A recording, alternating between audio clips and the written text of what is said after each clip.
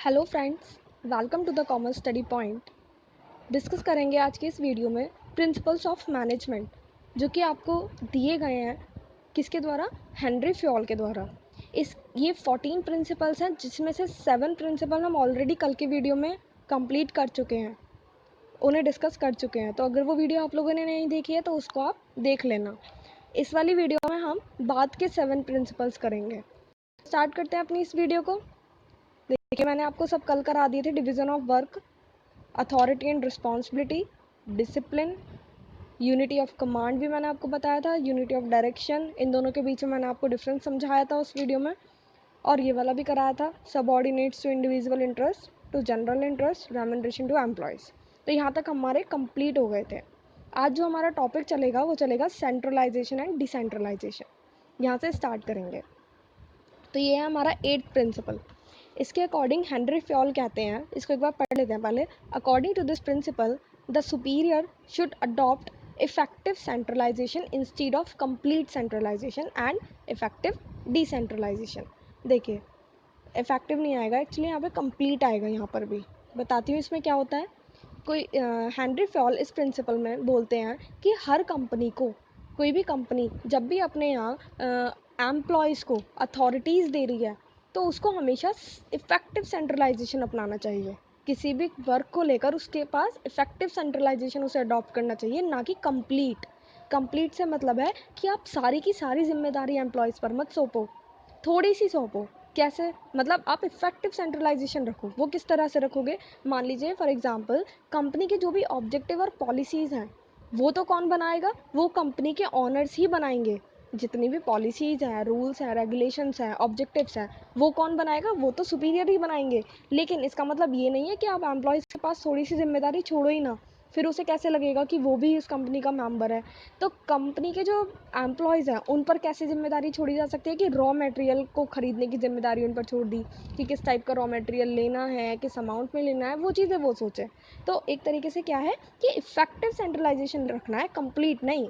Complete authority नहीं देनी, लेकिन इफ़ेक्टिव देनी है। इसका मतलब ये भी नहीं है कि बिल्कुल मत दो।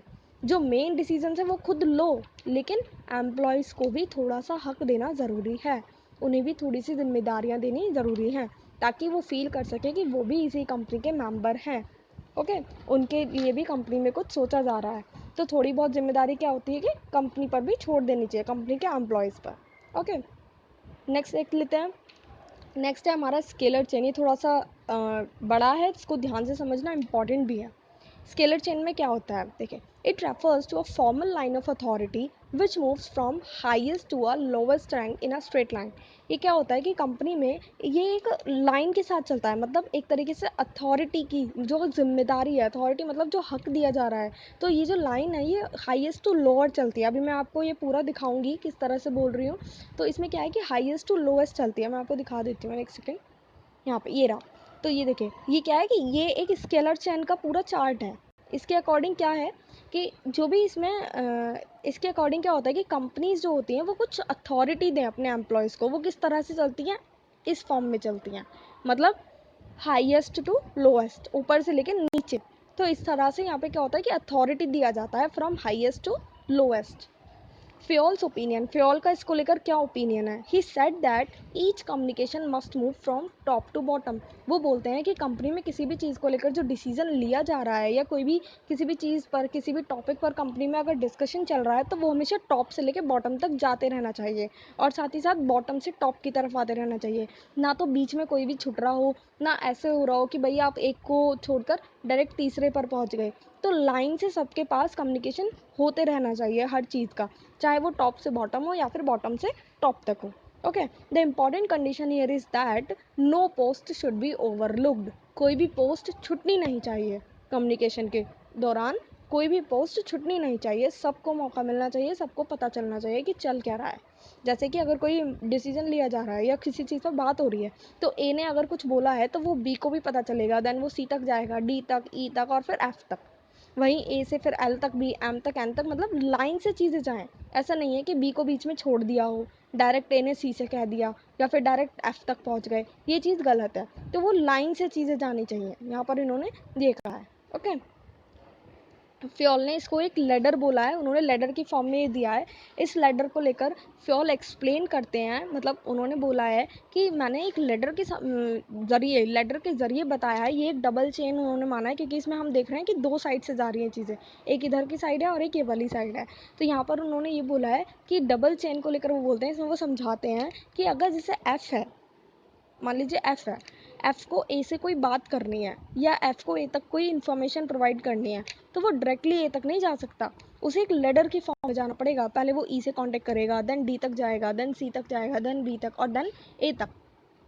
अगर उसे एफ को वहीं पे कुछ बात पी से करनी है, तो वो क्या करेगा, वहीं पहले वो ई तक जाएगा, फिर डी को बताएगा, फिर सी को, फिर बी को, फिर ए को, फिर एल तक आएगा, फिर एम एन ओ, जब जाके वो पी से बात कर सकता है। तो क्या है कि एक लेडर की फॉर्म में चीज़ें चलेंगी।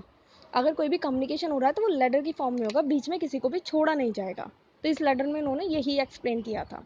फिर उन्होंने यूटिलिटी का दिया था एक टॉपिक, इसमें उन्होंने ये बोला था कि मतलब जो हम इसमें स्केलर चेन को अपनाते हैं, तो स्केलर चेन को अपनाने से हमें यूटिलिटी क्या मिल रही है, सेटिस्फेक्शन क्या मिल रहा है, या क्यों स्केलर चेन हमें अपनानी चाहिए अपनी कंपनी में। तो उन्होंने बोला है कि अगर किसी कंपनी में स्केलर चेन को प्रॉपर रूप से अपनाया जाता है, तो वहाँ का जो अथॉरिटी और कम्युनिकेशन सिस्टम है वो बहुत ज़्यादा अच्छा हो जाता है। जो वहाँ की प्रॉब्लम्स है वो बहुत जल्दी, बहुत फास्टर वे में वो सॉल्व हो जाती हैं। तो हमें यूटिलिटी इससे यही मिलती है। स्केलर चेन को अडॉप्ट करने से क्या यूटिलिटी मिलती है कि वहाँ का अथॉरिटी सिस्टम, वहाँ का कम्युनिकेशन सिस्टम बेटर हो जाता है, वहाँ की प्रॉब्लम्स जल्दी सॉल्व हो जाती हैं। फिर उन्होंने एक नेक्स्ट टॉपिक दिया है अपना गैंग प्लैंक का। गैंग प्लैंक क्या है?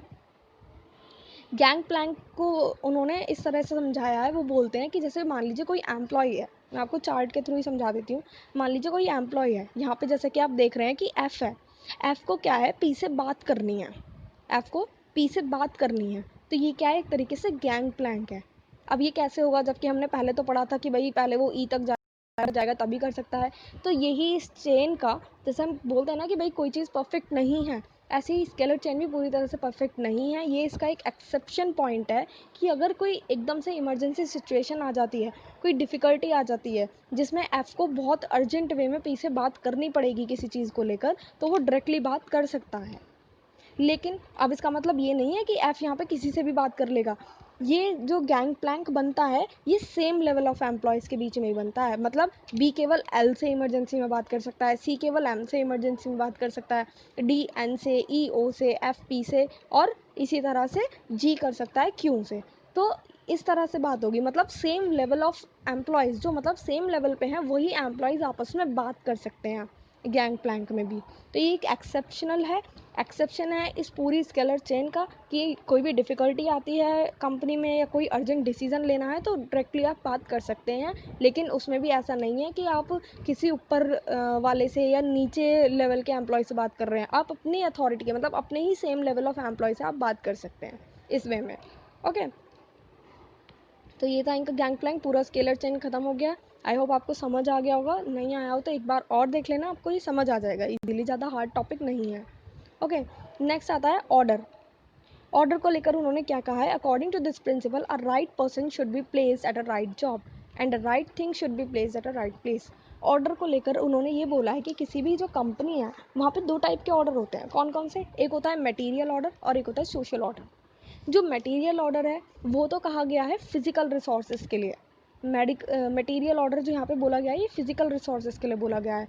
वहीं पे जो सोशल ऑर्डर है, ये बोला गया है ह्यूमन रिसोर्सेज के लिए, मतलब जैसे लेबर वगैरह हो गई। और फिजिकल रिसोर्सेज कौन से हो गए, जैसे कि रॉ मटेरियल है या फिनिश गुड्स है किसी भी टाइप का, तो ये होते हैं फिजिकल रिसोर्स। तो यहाँ पे जो मटेरियल ऑर्डर है वो फिजिकल के लिए बोला गया है, रिसोर्सेज के लिए, और सोशल ऑर्डर ह्यूमन रिसोर्सेज के लिए। तो ऑर्डर में उन्होंने ये बात बोली है कि जो सही चीज़ है उसको सही जगह पे रखा जाना चाहिए। और जैसे कि एम्प्लॉयज़ हैं, जो एम्प्लॉय जिस जॉब को लिए डिज़र्व करता है उसको वही जॉब मिलनी चाहिए, राइट। मतलब a place for everyone and everyone in his appropriated place. मतलब एक जो प्लेस है वो हर एक के लिए खुला हुआ होना चाहिए, और हर कोई इंसान अपनी राइट प्लेस पे हो, जो जितना डिज़र्व करता हो उसे उतना ही मिले। तो ऑर्डर में उन्होंने ये बोला है कि मतलब अकॉर्डिंग टू लोगों की, मतलब एम्प्लॉयज़ की जितनी भी एबिलिटीज़ है उस अकॉर्डिंगली उनको उनकी जगह मिलनी चाहिए। ऐसे ही जो जिस टाइप का गुड्स है, जिस टाइप का रिसोर्सेज है, उसको उसी टाइप की जगह पे उसको रखना चाहिए। कोई ड्राई प्लेसेस के हैं तो उसको उस हिसाब से, मतलब चीज़ों को उन्हीं के हिसाब से वहाँ पे रखा जाए, चाहे वो फिजिकल रिसोर्सेज हो या फिर वो ह्यूमन रिसोर्सेज हो। ओके, नेक्स्ट आती है इक्विटी की बात। इक्विटी क्या है? इक्विटी यहाँ पे बेसिकली यूज़ करा गया है इक्वालिटी के लिए। मतलब जो लेबर, जो सबॉर्डिनेट्स आपके यहाँ काम कर रहे हैं, उसको आप इक्वली ट्रीट करें। ऐसा ना हो कि आपने किसी को ज़्यादा इंपॉर्टेंस दे दी या किसी एम्प्लॉय को आपने ज़्यादा रेमुनरेशन दे दी। According to this principle the manager should treat their subordinate as fairly as possible. मतलब वो अपने सबॉर्डिनेट्स को अच्छे से ट्रीट करे, इक्वली ट्रीट करे। They develop a feeling of dedication for their work, ताकि जो एम्प्लॉयज़ हैं वो भी डेडिकेटली अपने वर्क को पूरा कर सकें। वो भी ये ना सोचें कि हमारे बारे में नहीं सोचा जा रहा है तो हम भी वर्क नहीं करेंगे। जो जितना ज़्यादा डिज़र्व करता है उसको उतना ही बेटर वहाँ पे एनवायरनमेंट मिलना चाहिए, उतनी ही बेटर फैसिलिटीज़ मिलनी चाहिए। रेमुनरेशन भी उनकी एबिलिटीज़ के अकॉर्डिंग होनी चाहिए। जो जितना ज़्यादा कर रहा है उसको उतनी एबिलिटी, उतना रेमुनरेशन मिलना चाहिए। मान लीजिए कोई एक पर्सन है, वो तो एक दिन में बना रहा है 10 यूनिट किसी भी गुड्स की, और दूसरा बना रहा है 8 यूनिट्स उसी गुड्स की। तो 8 यूनिट्स वाले को कम सैलरी मिलनी चाहिए ना, उस अकॉर्डिंगली उसको रेमुनरेशन कम दीजिए, और जो 10 बना रहा है उसको ज़्यादा, तभी तो वहाँ पे इक्वालिटी आएगी। तो इक्विटी किस लिए यूज़ हुआ है? यहाँ पे इक्वालिटी के लिए यूज़ हुआ है। ओके, नेक्स्ट देख लेते हैं stability of person. According to this principle there should be stability of tenure of the employee so that the work continuously efficient. यहाँ पे इन्होंने ये बोला है कि जो भी पर्सन है जो वर्क कर रहे हैं उनमें स्टेबिलिटी रहनी चाहिए। ऐसा नहीं है कि मतलब कभी बहुत ज़्यादा हाई जा रहे हैं, कभी बहुत ज़्यादा लो हो जा रहे हैं, ऐसा नहीं होना चाहिए। मतलब जो उनका कॉन्फिडेंस लेवल है, जो उन कंपनी की रेपुटेशन है, वो स्टेबल रहे, वो बनी रहे। आज आपकी कंपनी की इमेज बहुत अच्छी है और कल एकदम से डाउन हो जाए तो वो चीज़ें अच्छी नहीं है। तो सारी चीज़ें जो भी कंपनी में वर्क हो रहा है वो स्टेबिलिटी पे रहे, जो एम्प्लॉयज़ वहाँ पे वर्क कर रहे हैं वो भी स्टेबल रहें अपने वर्क को लेकर। ओके, तभी जाके वर्क एफिशिएंटली हो सकता है। नेक्स्ट पॉइंट देख लेते हैं, इनिशिएटिव। इनिशिएटिव में क्या है? According to this principle employees in the organisation must be given an opportunity to making an executive plan. इसमें क्या है कि इनिशिएटिव मतलब एक कुछ नया चीज़, कुछ नई चीज़ कंपनी में अडॉप्ट करते रहना चाहिए टाइम टू टाइम। जैसे अपने जो एम्प्लॉयज़ हैं, हर ऑर्गेनाइजेशन को अपने एम्प्लॉयज़ को इतनी अपॉर्चुनिटी देनी चाहिए कि अगर उनके मन में कोई आइडिया आ रहा है किसी चीज़ को लेकर, या वो किसी प्लान को खुद से एग्जीक्यूट करना चाह रहे हैं, तो उनको मौका दिया जाए। ऐसा नहीं हो कि भाई ऑनर सोचे कि अगर हमने इसको दे दिया तो हमारा काम बिगड़ सकता है या हमें लॉस हो सकता है। तो कई बार रिस्क लेना पड़ता है एम्प्लॉयज़ के लिए भी। एम्प्लॉय भी कंपनी के ही मेंबर होते हैं, तो वो भी चाहेंगे कि भाई उनको भी एक इक्वल प्लेस दिया जाए। तो वहीं पे उनको अपॉर्चुनिटी मिलनी चाहिए जहाँ पे वो डिज़र्व कर रहे हैं। ज़्यादा मत दीजिए, बट थोड़ी बहुत अपॉर्चुनिटी हर एम्प्लॉय को मिलनी चाहिए, ताकि वो भी कुछ जो भी उनके मन में आइडियाज़ आ रहे हैं वो अच्छे से बता सकें। और कई बार अच्छे भी होते हैं आइडियाज़, ऐसा नहीं है कि वो आइडिया जो बता रहे हैं वो ऑनर से लो ही होंगे या ऑनर के आगे अच्छे नहीं होंगे, ऐसा बिल्कुल भी नहीं है।